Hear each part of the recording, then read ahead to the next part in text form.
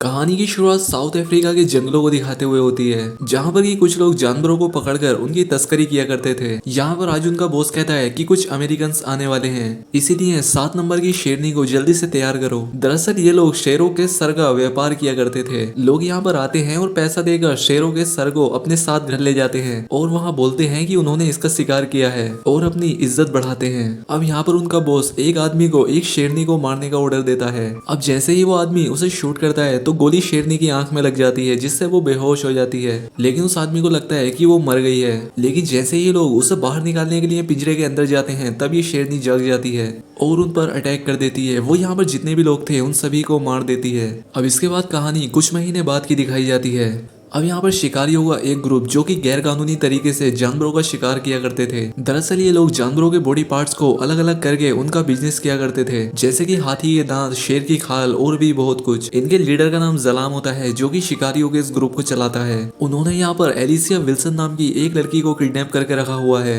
और इसीलिए उस लड़की को बचाने के लिए यहाँ पर एक टीम को भेजा जाता है, जिसमें की कुछ किराए के अमेरिकन सोल्जर्स थे और सोल्जर ग्रुप के लीडर का नाम है सेमेंथा। ये सभी लोग अपनी अपनी पोजीशन ले लेते हैं और रात होने का इंतजार करते हैं। यहाँ पर उनकी हेल्प पाता नाम का एक आदमी कर रहा था, क्योंकि पाता भी पहले इसी बागी संगठन का हिस्सा हुआ करता था। अब थोड़ी ही देर में उन्हें एक मैसेज मिलता है कि हम लोग रात होने का इंतजार नहीं कर सकते, तुम्हें अभी के अभी अपना मिशन पूरा करना होगा। अब इस जगह पर 2 रूम होते हैं, लेकिन ये लोग गलत रूम में ब्लास्ट कर देते हैं। अब यहाँ पर उन सभी लोगों को पता चल जाता है कि यहाँ पर कोई ना कोई उस लड़की को छुड़ाने के लिए आया है। अब यहाँ पर फायरिंग होने लगती है और बड़ी ही मुश्किल के साथ सेमेंथा और 2 लोग उस रूम के अंदर जाते हैं। तो वो देखते हैं कि यहाँ पर एलिसिया के साथ साथ और भी 2 लड़कियां हैं। अब सेमेंथा एलिसिया को लेकर यहाँ से जाने लगती है, जिस पर एलाइजा बोलता है कि हमें इन 2 लड़कियों को भी यहाँ पर नहीं छोड़ना चाहिए, हमें इन्हें भी अपने साथ लेकर चलना चाहिए। अब पहले तो सेमेंथा मना करती है, क्योंकि उसे सिर्फ एक लड़की को ले जाने के पैसे मिले थे, लेकिन कुछ सोचने के बाद वो मान जाती है। अब ये सभी लोग उन सभी लड़कियों को अपने साथ लेकर यहाँ से निकल पड़ते हैं। अब जलाम भी अपने साथियों के साथ उनका पीछा करता है और साथ ही साथ उन पर फायरिंग भी कर रहा था। इस फायरिंग में जलाम के कई सारे साथी मारे जाते हैं और सेमेंथा के भी। सेमेंथा के क्रू को लेने यहाँ पर एक हेलीकॉप्टर आता है, लेकिन जलाम उसे अपनी मिसाइल से उड़ा देता है। खैर सेमेंथा की टीम आगे बढ़ जाती है, लेकिन रास्ते में उसकी गाड़ी का टायर खराब हो जाता है, जिस वजह से ये लोग आगे नहीं जा सकते थे। और तभी जलाम भी अपने साथियों के साथ यहाँ पर पहुंच जाता है और फिर से दोनों तरफ से फायरिंग होने लगती है। अब सेमेंथा की टीम की गोलियां खत्म होने वाली थी, इसीलिए ये लोग नदी में कूदकर अपनी जान बचाने के बारे में सोचते हैं। तभी इनकी एक साथी टीजे को गोली लग जाती है। अब सेमेंथा उससे चलने के लिए कहती है, लेकिन टीजे को पता था कि अब वो नहीं बचने वाली, इसीलिए वो वहीं पर रुककर जलाम के साथियों को रोकने का फैसला करती है और सेमेंथा और उसके बाकी के साथी नदी में कूद जाते हैं और टीजे मारी जाती है। नदी का बहाव काफी तेज था। ये लोग काफी दूर तक उसके साथ बहने के बाद बड़ी ही मुश्किल से किनारे तक पहुंच जाते हैं और आगे बढ़ने लगते हैं, लेकिन उनमें से एक लड़की आगे नहीं जाती, क्योंकि वो काफी डरी हुई थी और वो काफी थक भी चुकी थी, उसे आराम की जरूरत थी। लेकिन तभी पानी में से एक बड़ा सा मगरमच्छ निकलता है और उस लड़की को मार देता है। अब ये देखकर ये लोग काफी डर जाते हैं और जल्द से जल्द कहीं छिपने का फैसला करते हैं, क्योंकि जलाम इतनी आसानी से इनका पीछा कभी नहीं छोड़ेगा। काफी देर तक आगे चलने के बाद ये लोग एक आउटपोस्ट तक पहुंच जाते हैं। यहाँ पर पाता इन्हें बताता है कि आज चांदनी रात है और अगर हम जल्द से जल्द कहीं छुपे नहीं तो जलाम हमें ढूंढ लेगा और मार देगा, वो हमें इतनी आसानी से छोड़ेगा नहीं। अब थोड़ी ही देर के बाद ये लोग एक फार्म तक पहुंच जाते हैं और ये वही फार्म है जो कि हमें मूवी की शुरुआत में दिखाया गया था, जहाँ पर उस शेरनी ने उन लोगों को मार दिया था। अब इस फार्म के अंदर कोई भी नहीं होता और ये सभी लोग मदद आने का वेट करने लगते हैं। उनका सैटेलाइट फोन भी गोली लगने के चलते खराब हो चुका था। अब पाता और माइक बाहर पहरा देने के लिए जाते हैं। दूसरी तरफ टेसा जोई से सेमेंथा के बारे में पता करती है। जोई बताता है कि सेमेंथा काफी सख्त है, उसने काफी सारी जंगें देखी हैं। एलाइजा और समांथा रेडियो ढूंढते हुए एक केबिन में पहुंच जाते हैं। यहाँ पर इन्हें कंप्यूटर्स और कुछ फोटोज मिलते हैं, लेकिन यहाँ पर बिजली थी नहीं और इसकी वजह से ये लोग किसी को मैसेज या कॉल नहीं कर सकते थे और इसीलिए ये लोग जनरेटर ढूंढते हुए एक पिंजरे के पास पहुंच जाते हैं, जहाँ पर कि किसी जानवर ने नीचे से जमीन खोद रखी थी। सेमेंथा के पता करने पर एलाइजा उसे बताता है कि शायद ये किसी बड़े से चूहे ने खोदा होगा। दूसरी तरफ माइक अपने नाइट विजन कैमरा की मदद से जंगल की तरफ देख रहा होता है, तो उसे यहाँ पर कुछ भी दिखाई नहीं देता। यहाँ पर पाता उसे बताता है कि यहाँ पर पहले काफी छोटे छोटे गाँव हुआ करते थे और जब अलशबाब वाले यहाँ पर आए तो काफी सारे गाँव वाले यहाँ से भाग गए। वो कहता है कि ये पूरा इलाका मेरा घर हुआ करता था और मैं गया नहीं, मैं यहीं पर रुका रहा। और हमें यहाँ पर यह भी पता लगता है कि पाता पहले जलाम की टीम के साथ था। दूसरी तरफ सेमेंथा और एलाइजा को एक कार मिलती है। उस कार की सीट पर काफी सारा खून पड़ा हुआ था, लेकिन इन्हें ये नहीं पता था कि ये खून किसका था और यहाँ क्या हुआ था।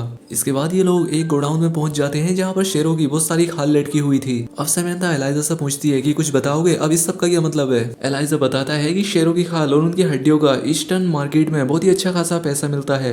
यहाँ पर इन लोगों को कुछ लाशें भी मिलती हैं और ये लाशें उन्हीं आदमियों की थी जिन्होंने की उस शेरनी पर गोली चलाई थी। अब ये लोग बातें करते हुए बाहर आ ही रहे होते हैं कि माइक समंथा से रेडियो पर बात करता है और इतने में ही एलाइजा समंथा के बराबर से गायब हो जाता है। अब समंथा उसको आवाज देने लगती है और चारों तरफ ढूंढने लगती है। तभी एलाइजा उसे जख्मी हालत में जमीन पर पड़ा हुआ मिलता है।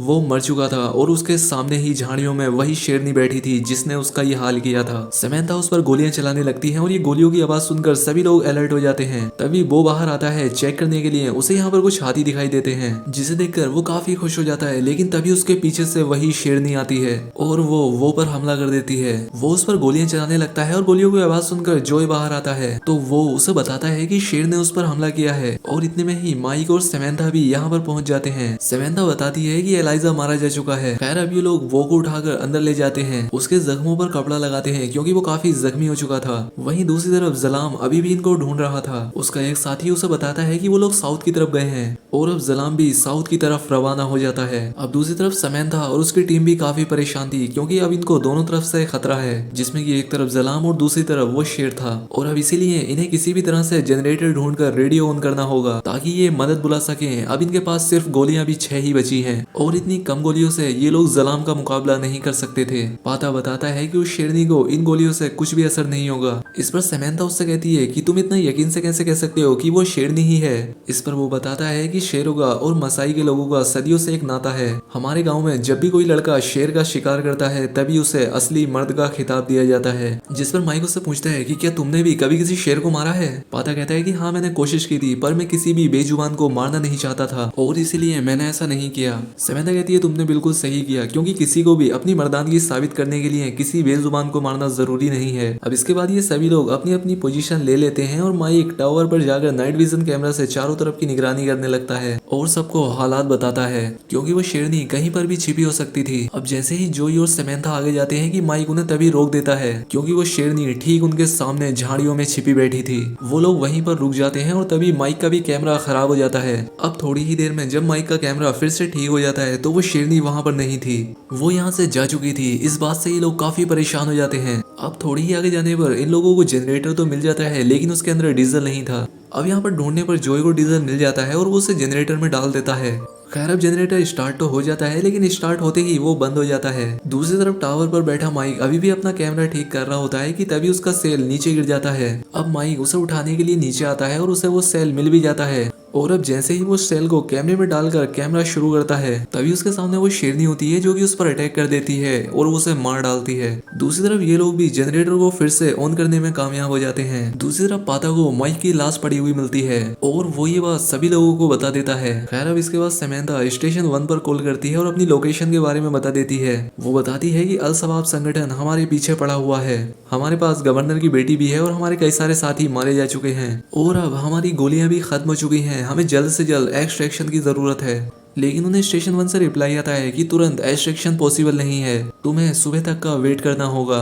अब ये बात सुनकर सभी लोग काफी परेशान हो जाते हैं। अब यहाँ पर पाता बताता है कि उस लड़की को फिरौती के लिए किडनैप नहीं किया गया था, बल्कि इसे तो इसलिए किडनैप किया गया था ताकि जलाम इस पूरे इलाके पर राज कर सके। अब ये बात सुनकर टेसा पाता से पता करती है कि तुम्हें ये सब कैसे पता, जिस पर पाता बताता है कि पहले मैं भी अल शबाब का सिपाही हुआ करता था। अब ये सुनकर टेसा उस पर गन पॉइंट कर देती है लेकिन समंथा उसे रोकती है। तब टेसा एलिजिया की पीठ दिखाते हुए कहती है कि जलाम के लोग हमारे साथ जानवरों जैसा व्यवहार किया करते थे और तुम भी तो उन्हीं के ही साथी हो ना। यहाँ पर पाता बताता है कि जब मैं छोटा था तब मैंने अल शबाब को ज्वाइन किया था और बाद में जब मैंने उन्हें छोड़ना चाहा तो उन्होंने मुझे धमकी दी कि अगर मैंने उन्हें छोड़ा तो वो मुझे और मेरे परिवार को मार देंगे और इसीलिए मुझे रुकना पड़ा। लेकिन जब बाद में मैंने उन्हें छोड़ा तो उन्होंने मेरी आंखों के सामने ही मेरे परिवार को मार दिया। अब इसके बाद टेसा भी अपनी कहानी बताती है और वो कहती है कि कैसे जलाल के आदमियों ने मेरी ही आंखों के सामने मेरे पूरे परिवार को भी मार दिया था। उसकी ये बातें सुनकर पाता रोने लगता है और पहरा देने के लिए बाहर चला जाता है। तब तक जलाम भी अपने साथियों के साथ उनके फार्म तक पहुंच चुका था। दूसरी तरफ समंथा और एलिसिया बातें कर ही रहे होते हैं कि तभी पाता उनके पास भागता हुआ आता है। वो इन्हें बताता है कि जलाम यहाँ पर पहुंच चुका है। तभी जो बड़ी ही खुशी के साथ आता है और उन्हें बताता है कि मुझे एक गन मिल गई है, लेकिन तभी वो शेरनी उस पर अटैक कर देती है। अब ये देखकर सभी लोग वहां से भागने लगते हैं और समंथा एक गाड़ी के नीचे आकर छिप जाती है। अब वो शेरनी उस पर अटैक करने ही वाली होती है कि तभी वहां पर एक ब्लास्ट होता है और इससे डरकर वो शेरनी वहां से भाग जाती है। अब जोई भी जख्मी हालत में बाहर आ जाता है और जलाम के एक आदमी को गोली मार देता है। अब उसकी गन समंथा उठा लेती है और जलाम के 2 आदमियों को और मार देती है।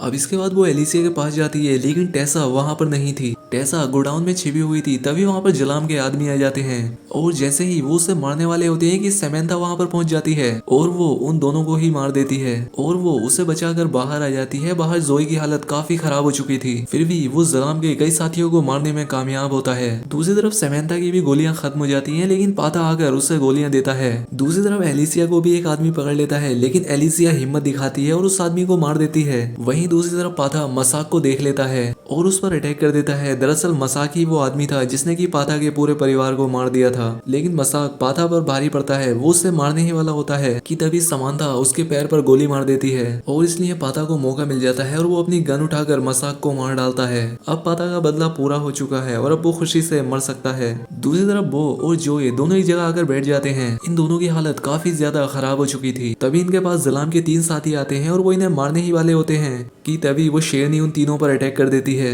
और उन तीनों को ही मार डालती है। और इधर वो बैठा बैठा अपनी आखिरी सांसें ले रहा था, क्योंकि वो अपनी आखिरी सांस तक काफी बहादुरी के साथ लड़ा था। समंथा जलाम के बहुत सारे लोगों को मार डालती है और तभी जलाम टेसा के गले पर चाकू रख देता है और उससे पूछता है कि बताओ एलिसा कहाँ पर है। और तभी समंथा को एक आइडिया आता है। वो उसे बताती है कि एलिसा गोडाउन में है। अब जलाम उसे उसके पास ले जाने के लिए बोलता है। अब आगे बढ़ते हुए समंथा जलाम से पूछती है कि तुम्हें वही लड़की क्यों चाहिए, जिस पर जलाम कहता है कि मैं ये सब पैसों के लिए कर रहा हूँ। दूसरी तरफ जोई को अंदर से कुछ शेर के बच्चों की आवाज आती है और अब जैसे ही समंथा और जलाम गोडाउन के अंदर जाते हैं, बाहर से एलिसिया और टेसा दरवाजा बंद कर देती है और तभी यहाँ पर वो शेरनी आ जाती है और यही समंथा का प्लान भी था। अब वो शेरनी जलाम पर अटैक करके उसे मार डालती है। अब वो यहाँ पर समंथा को भी मारने ही वाली होती है कि तभी उसे बाहर से अपने बच्चों की आवाज आती है। शेरनी अपने बच्चों को देखकर बहुत खुश हो जाती है और उन्हें अपने साथ लेकर वहां से चली जाती है। दरअसल वो शेरनी भी किसी को मारना नहीं चाहती थी, बल्कि वो तो अपने बच्चों की हिफाजत कर रही थी। अब सब कुछ खत्म हो चुका था और अब सुबह हो चुकी थी और अब इनकी मदद के लिए हेलीकॉप्टर भी यहाँ पर पहुंच चुका था। और इसी के साथ ये मूवी यहाँ पर खत्म हो जाती है। दोस्तों, अगर आपको ये वीडियो अच्छी लगी हो तो वीडियो को लाइक और चैनल को सब्सक्राइब जरूर करें। तो आज के लिए बस इतना ही, मिलते हैं हमारी अगली वीडियो में।